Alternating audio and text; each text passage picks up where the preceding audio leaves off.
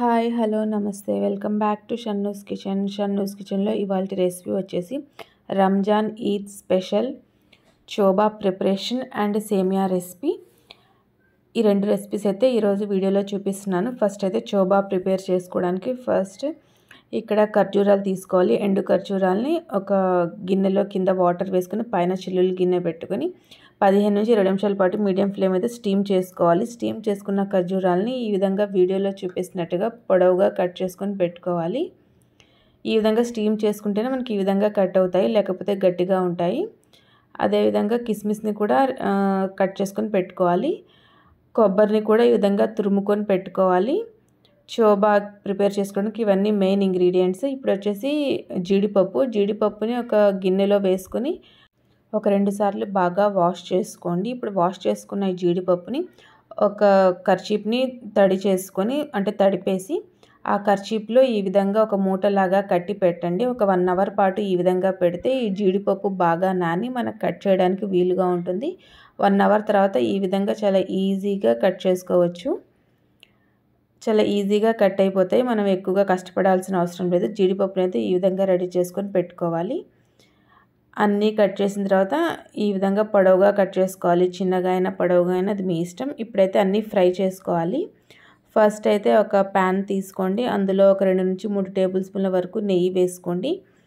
నెయ్యి కొంచెం హీట్ అయ్యాక ఫస్ట్ ఇందులో మనం ఆల్రెడీ కట్ చేసి పెట్టుకున్న జీడిపప్పు వేసుకోవాలి.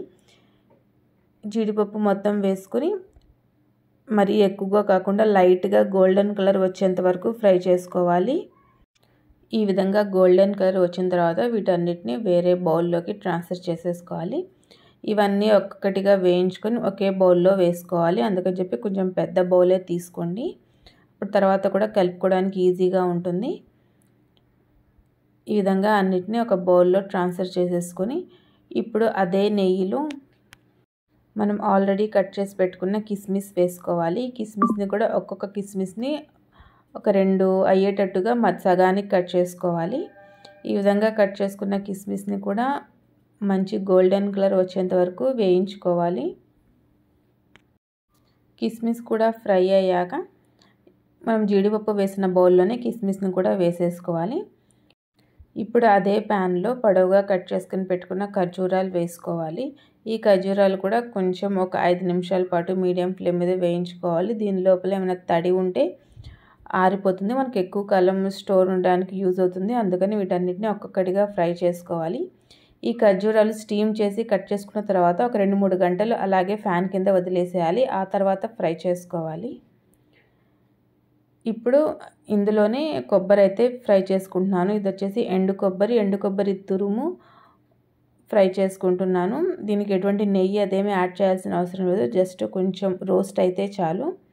ఈ విధంగా లైట్గా రోస్ట్ చేసుకుని దీన్ని కూడా అదే బౌల్లో ట్రాన్స్ఫర్ చేసేసుకోవాలి. ఇప్పుడు అదే ప్యాన్లో ఒక 2 టేబుల్ స్పూన్ల వరకు గసగసాలు వేసుకోండి. గసగసాలు అనేవి ఈ చోబాకి చాలా ఇంపార్టెంట్. టేస్ట్ చాలా బాగుంటుంది. సో గసగసాలు అయితే స్కిప్ చేయకుండా వేసుకోండి. ఈ గసగసాలని కూడా ఒక 2 నిమిషాల పాటు మంచి గోల్డెన్ కలర్ వచ్చేంత వరకు ఫ్రై చేసుకోండి. ఈ విధంగా ఫ్రై చేసుకున్న గసగసాలను కూడా అదే బౌల్లోకి ట్రాన్స్ఫర్ చేసేసుకోండి.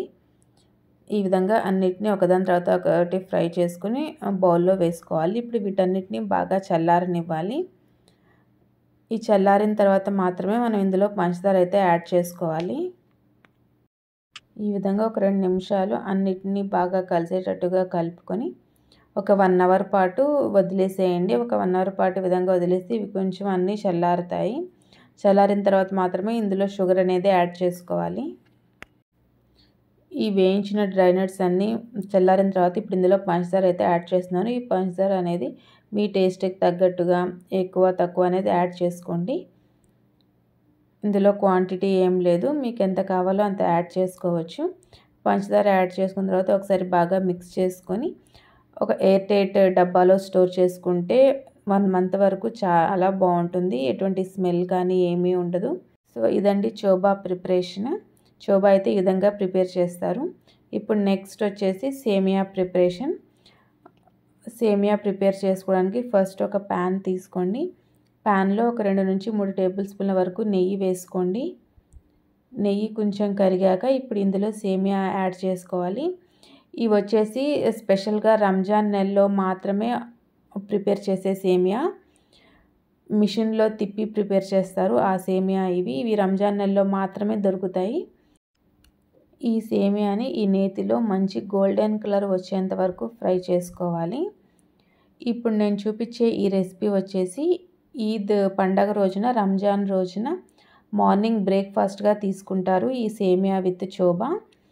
ఇది ఆంధ్ర సైడ్ ఈ బ్రేక్ఫాస్ట్ అయితే కంపల్సరీగా ప్రిపేర్ చేస్తారు. ఈ సేమియాని ఈ విధంగా మంచి గోల్డెన్ కలర్ వచ్చేంత వరకు ఫ్రై చేసుకోవాలి. మీడియం ఫ్లేమ్ మీద మాత్రమే ఫ్రై చేసుకోవాలి. ఫ్లేమ్ హై పెట్టేస్తే సేమియా అనేవి కాలిపోతాయి. ఈ విధంగా ఫ్రై చేసుకున్నాక ఈ సేమియాని పక్కన పెట్టేసుకోండి. ఇప్పుడు ఒక బౌల్ తీసుకోండి. ఆ బౌల్లో సగానికి పైగా వాటర్ వేసుకోండి. స్టవ్ ఆన్ చేసుకొని ఈ వాటర్లో కొంచెం నెయ్యి వేసుకోండి. కొంచెం ఒక చిటికెడు ఉప్పు కూడా వేసుకోండి. ఆ క్లిప్ మిస్ అయింది. ఈ విధంగా వాటర్ బాయిల్ అవుతున్నప్పుడు మనం ఆల్రెడీ వేయించిన సేమియా ఈ వాటర్లో వేసేసుకోవాలి. ఈ సేమియా అంతా వేసుకున్న తర్వాత మరీ ఎక్కువగా ఉడికించాల్సిన పని లేదు. జస్ట్ లైట్గా ఒక బాయిల్ వస్తే సరిపోతుంది. సేమియా చాలా తొందరగా ఉడికిపోతుంది.